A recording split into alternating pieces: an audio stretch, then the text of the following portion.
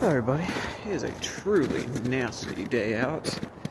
This beautiful section of woods here, normally nice and covered in snow, it's turned all kind of gray and slushy because the last few days it's actually been above freezing, which is kind of impressive. It's kind of warm for this part of the world, but I hear late January it's normal to get a pretty heavy freeze in and more snow.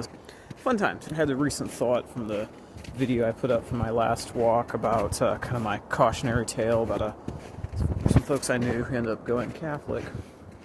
I had the general thought that one thing I notice a lot coming from the Protestant side when it comes to dealing with Catholicism is this sort of tendency to not see the forest for the trees a little bit, or I don't know, maybe it's more like you can't see the tree because you get hung up on all the leaves and you just stare at the leaves. Yeah, so when it comes to Catholicism from the Protestant point of view, I notice a lot of people kind of have this tendency to go, oh, person's going Catholic or something, or oh, something Catholic, and then basically just kind of have this freak out and then start kind of lashing out all the things they don't like about Catholicism, but without any real understanding of the foundational issues going on there. And it gets very arbitrary, I won't lie. So I've noticed this interesting thing where there's a lot of things I'll see thrown out as these unacceptable heresies. They're just unconscionable when it comes to something because that's Catholic. But when it happens with Protestants, we forgive it. Is it Church of Christ or what it was? You know, some of them believe in some sort of almost baptismal regeneration. Someone can correct me in the comments, because I do not really, they're not something I'm engaged with very much. And then they're kind of being a freak out over that. And then you go and do the digging, look in his catechism, go to any number of Lutheran historians, and you'll find that Martin Luther argued very vehemently for baptismal regeneration and split with Zwingli over this. You know, this is not an unknown thing, but most Protestants aren't going to ever go near trying to imply that Luther wasn't a Christian. Same thing once again popped up recently. Something's coming up about the whole was Mary sinless, and then go do some digging and find that it's well, it seemed that at least for a good chunk of his life, and he never explicitly ever changed his mind on it, Luther seemed to also believe that Mary was sinless. And so, and then once again, I kind of tying to my other video I did recently about orthodoxy, Orthodox people come along and come up with something like that, which they don't as to anything like the same degree as Catholics do. They kind of they give themselves some outs on that, but they still have a much higher view of Mary than Protestants do. But still, you'll have this freak out and be like, that's unconscionable. And then you realize that Luther took it further than a lot of Orthodox people I've known have. So when it gets down to it, there's kind of almost this identity thing of Protestant world tends to be a somewhat insular, small world where we look at Christianity as this simple, straight line of Christianity started with Catholics. They weren't real Christians, so Protestantism broke off and created real Christianity, or the Catholics pinched out the light and the light came back after 1,000 years of darkness, something like that. There's no understanding of any wider picture of anything. So there tends to almost kind of be this logical fallacy of it's just sort of well, as long as it's associated with anything Catholic, we just kind of go against things Catholic, and we don't really have any consistent standard on it, don't look at the root issues. Instead, we just kind of go, Catholic, and call it good. And it seems like the common denominator is we give a pass to anyone who was part of the Protestant Reformation. So you can have oneness Pentecostals that outright would have been heretics in any time in the church history because they are Trinitarian heretics, but I hear far fewer people flipping out over them than I do over, even the Catholic Church, because I would still say they're more foundationally anti-Christian in a lot of ways than the Catholic Church. I'm talking specifically the oneness Pentecostal type folks, not the Trinitarian heretic types, not just all Pentecostals, obviously. Just throwing that out there if anyone mishears me on that.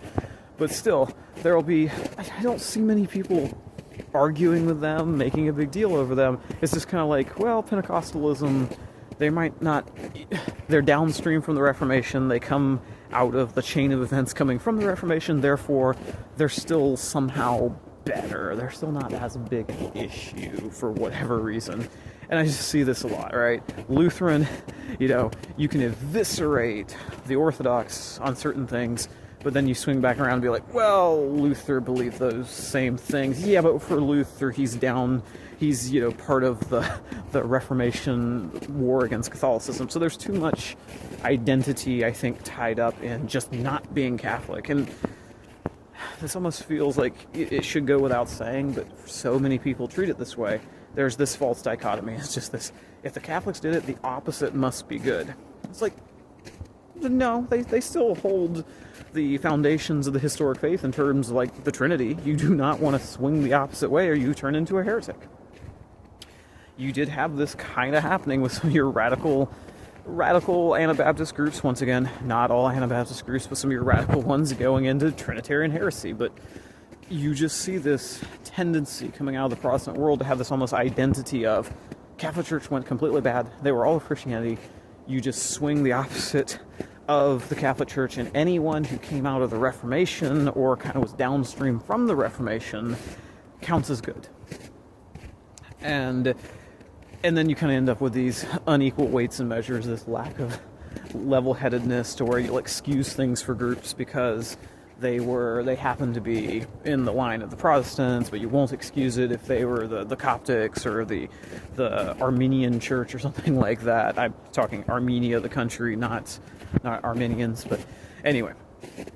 That being said, so back to what I started this whole little talk with was we do need to, I think, do a better job at being grounded on the actual basis of the foundational difference. Now, what is that foundational issue? Now, this is the thing, where I think a lot of the issues with Catholicism, let me get turned back here, it's getting deep into this place and it's getting late, so I need to start heading back.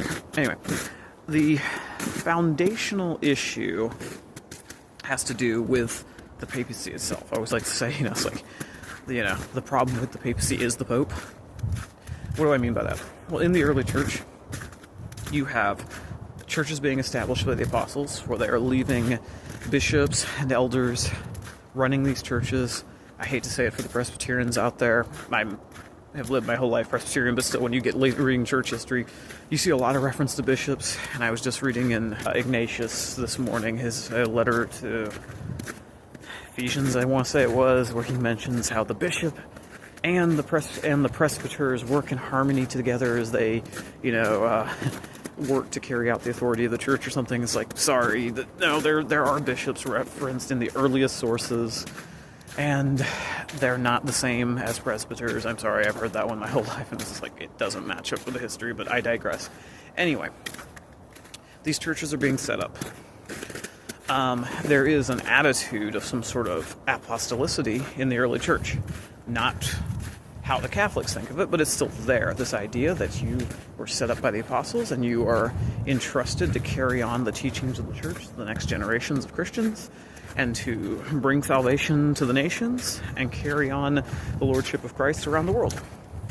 The whole church is entrusted with this task. The issue here is you see that there's various churches set up all around. You have several major churches that are kind of considered the sort of authoritative centers in the early church, of which Rome is only one of them. You have Antioch, Alexandria, eventually you have Constantinople, you have the church in Jerusalem, which obviously takes some pride of place of being one of the most important churches. And so you have various churches that all have claims to sort of historic ties to the apostles, authority. But you cannot find in the earliest sources any idea of one church being the king church. Instead, it's various centers of authority with various churches. These churches go up and set up other churches. A lot of times then certain churches in certain areas might become autocephalous or something, that might become independent on their own with their own church structure. You kind of see this in Orthodoxy with the national churches where they're, you might have one nation initially set up a church, and then you kind of eventually have a new Serbian Orthodox church, whatever, right? So, in Matthew 18, you see Christ saying he's giving the keys and the kingdom to the church. They're entrusted to carry out the work of salvation. And sometimes it can almost be difficult to find the early church agreeing on much of anything, considering the number of early, debates and schisms and things that can pop up. But man, you definitely do not see any agreement on them agreeing to one church's bishop in a part of the Roman Empire that, collapses as the Western Roman Empire collapses, even as Christianity continues as usual in the East. And as far as they're concerned, they've kept the churches going. Everything's going fine. And they have, Constantinople, at bare minimum, be like, hey, you don't even have any claim to a preeminent place just based on human ideas of authority, on the idea that maybe these churches kind of parallel the political authority. There's none of that. Constantinople would even say, well, we're the new Rome, so even the authority that you claim you think you have by being the Rome part goes on to us anyway, right? So you see these other churches, Jerusalem, Antioch, all of them, pretty much being in agreement that Rome doesn't get to have this place of preeminence, right? Why does this matter? Okay, well, this eventually ties to pretty much all the things that, well, both the Orthodox and the Protestants have against Catholicism, because I want to use an example here. I think a lot of people who probably find their way to this probably come from a Protestant, Reform background. That's the background I come from. A lot of Protestant Reform people know of, say, John MacArthur and think he's great. Okay, fine. I think he's a sincere, godly man. I have different disagreements with him on different things he preaches, but don't have anything against him, really. And let's just say that he's preaching the doctrines of grace, how to be saved, all this kind of stuff. And he's preaching it accurately, and all the Reformed people out there are like, yeah, that's accurate. Okay, that's how you get saved, whatever. And then one day he comes along and says, but one additional thing. You have to say the authority of this being true comes from me and flows through me. And it's only true if it's following according to how I preach it and from me, and I'm the one who makes it true, or basically kind of imparts this authority to it, right? There'd be kind of this full stop. It'd be like, it doesn't really matter that it's true. At this point, it's becoming a cult. It's becoming a heresy. When all of a sudden you kind of almost have this megalomania to be like, wait a minute, I get to monopolize salvation. I get to monopolize the kingdom of God to myself. And that's where the historic disagreement would have come with Catholicism. The early church, right? Not early church, Catholicism as a thing, right? The megalomania of the papacy isn't really kicking in until several centuries in, right? You have Gregory the Great having a fight, I believe it was with Constantinople, right? Saying, basically saying it's a heresy for any one church to raise itself up over the other churches and claim to have this position of preeminence and authority. You're talking centuries in, so you cannot sit here and say, the papacy existed from the beginning, goes all the way back, because you even have people who are considered to be popes. I know that term's a loaded term, but let's say you have bishops of Rome saying that that's a heresy, right? So this obviously doesn't go all the way back. And when it starts to show up, right, you're starting to see in the 400s and all this kind of attitude, you do have a pretty consistent voice from the other churches saying, no, absolutely not. Or, at bare minimum, kind of a, okay, fine, you can be the first one to get called out when we're doing the roll call, but that's it. No admission of authority.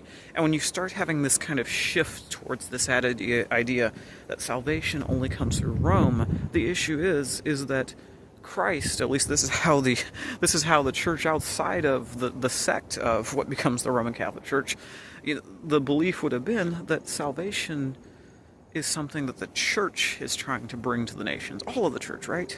Antioch is bringing it. Alexandria is bringing it. Eventually Constantinople, right, when it's established. All of these places are carrying on the true teaching of the apostles and bringing people into salvation and building Christ's church all over the place. When St. Andrew goes out and helps to set up churches and appoints elders and bishops, they're not valid. They're not invalid just because Peter wasn't there to sign off on it, or just because, even worse than that, a bishop following in the line of Peter claims to monopolize all of his authority, even though Peter set up other churches. That is the issue. That is this claim to be the intercessor between God and man, when Hebrews says that Christ is the intercessor between God and man. That is the issue that the other churches took as well with Rome. And you have to remember, in 1054, when the papacy finally basically excommunicates all the rest of Christianity for not acknowledging its authority, right? I know there's a Trinitarian debate that gets in there, but let's be honest, that Trinitarian debate ties to the idea that the Roman Church could change a creed and have it stick, right? So it's still tied to the idea of Roman authority, right? All of it is tied to this idea of Roman authority. And so you have what basically amounts to, if we really want to be realistic here, a sect, because the Roman Western Church is a minority of Christianity this time, but the Pope basically takes it upon himself. Well, I get it. It's the emissary of the Pope ferociously doing it on his behalf, I recall, as you go into some of the history, because it does get a little vague and all that. Rome is excommunicating the majority of Christianity because they're less than half of Christianity. No, that's a sectarian group in a lot of ways. That is a sect.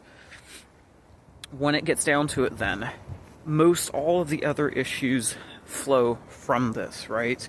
The whole debate over the filioque and all that, I mean, it's tainted by the inability to even have an actual discussion of what does East and West mean on this, because it's still tied to the general idea that the papacy is still able to just demand, you should put up with our definition, right?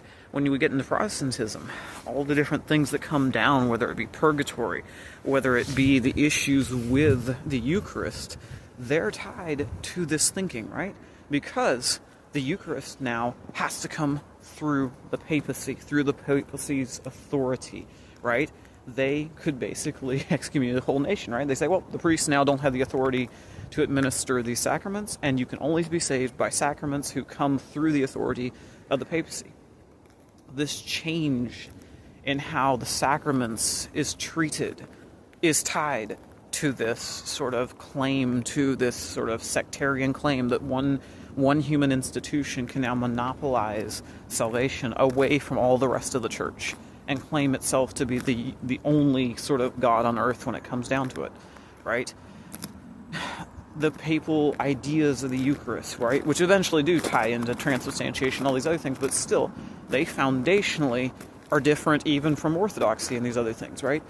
You see this shift, and it's all tied to the basic foundational belief in this position of the papacy, right? By the time you get to, was it Boniface VIII with his papal bull against the King of France, right? You know, there's only salvation in the Roman Church, in the papacy, basically. You can't have salvation out of it, and that's a papal bull.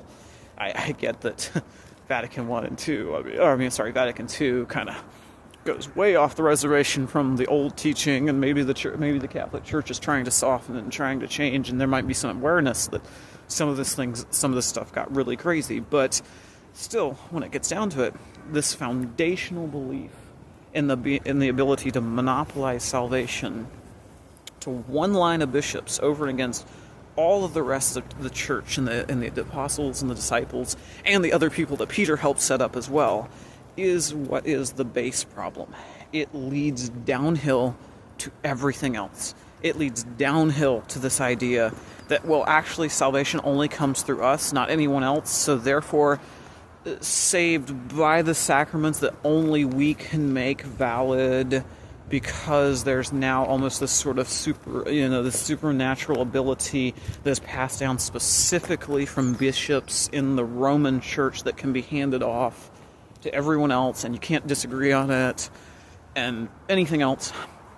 A lot of the doctrinal stuff kind of goes back to this general feeling of thinking of magisterium, to where this one line of bishops can go and kind of declare doctrine, more or less, and so that's where you get into things like the Marian doctrines that go off the reservation, right? You know, when you have co-redemptrix and stuff like that, once again, the Orthodox have way more reverence for Mary than Protestants do. The Lutherans have more reverence for Mary than Protestants do, but the Catholic one, oh my goodness, none of them are good with the co-redemptrix thing, but you're still tying back to this general sense that through things like development theory and all this that you see in Roman thinking, I guess you say modern Roman thinking, that the papacy can basically declare doctrine, make things go that way because of that authority. It's not dragged down like in the rest of the church, and the rest of church history, of this kind of sense of, well, it's these ecumenical councils. There kind of has to be this weight of tradition, this sort of weight of, of kind of seeing it work out in history, right? You don't just, you don't just have one line of bishops that can kind of basically claim this authority over doctrine, over salvation, and everything else. And when it gets down to it, that is a foundational principle, right? What makes the papal religion is the papacy. That is the foundational thing, right? There are other important things, I agree. But if you miss that as absolutely foundational, right, you'll miss everything. You have to keep in mind the foundational core of what's going on. You have to have a feel for the overall big picture, or else things just collapse into this sort of arbitrary nature.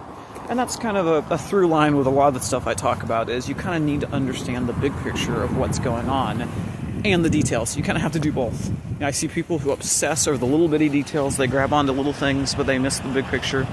And I see people who think they have the big picture, and then it requires throwing out all of the details of everything that ever actually happened, which might be an indicator you're missing the big picture too. But anyway, so got to keep all of these things in mind to keep ourselves from being arbitrary, to keep anyone who's arguing with stuff that the Catholic Church says, or with Catholics that you meet with, or when people are trying to witness to Catholics and convince them of the error of their ways, that convince them that this is not the history of the Church, that this is not what is the truth. You need to be accurate to make that work. Otherwise, it's just going to be bouncing off, and it's not going to do anyone any good. And you'll honestly, by sometimes creating these incorrect caricatures, or by having this kind of partiality, it's going to harden people. I know Catholics who's like, oh, Protestants just hate us. They just throw stuff at us that aren't, that aren't fair, that aren't even-handed. And I agree on this. That's because most Protestants have just been raised to know that's bad. And then you just kind of list off the things that don't look like how you worship in your church somewhere. And then you completely miss the actual foundational differences. And it just turns arbitrary. So anyway, I'm just hoping that people will be able to kind of think about this, chew on this, and just have it in the back of their brain, just to kind of filter it through as they think about it. And so when people go out and they interact with, Catholics, and I'll just be thinking about this and try to have this in mind so that we don't go down the path of sort of these sort of arbitrary attacks that don't get at the heart of the matter. All right, everyone have a good one. I'm finally out here to the road again. That's why there's all of a sudden this traffic going by after walking a few miles through this forest. All right. Bye, everyone. God bless.